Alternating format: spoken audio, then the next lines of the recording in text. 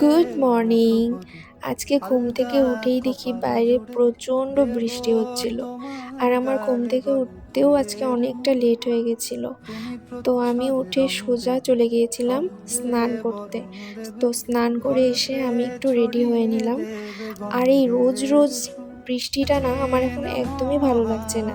হ্যাঁ, হঠাৎ একদিন দুদিন বৃষ্টি ঠিক আছে, বৃষ্টি আমারও ভালো লাগে, কিন্তু রোজ রোজ বৃষ্টিটা একদমই ভালো লাগছে না। এরপর আমি চলে গেছিলাম সোজা ঠাকুর ঘরে। আর আমি পুজো দিতে গেলে আমার অনেকটা টাইম লেগে যায়।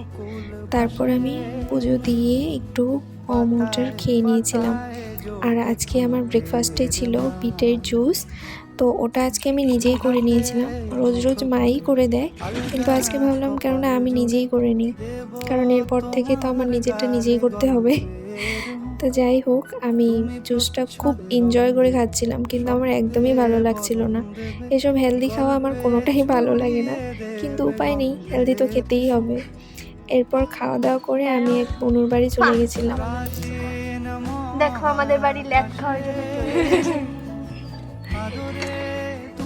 তারপর বাড়ি এসে লাঞ্চে ছিল ডাল, সাজনা দিয়ে সর্ষে পোস্ত আর কপি ঘন্ট। এরপর বিকেলে চলে গেছিলাম দোকানে কিছু স্ন্যাক্স আনার জন্য।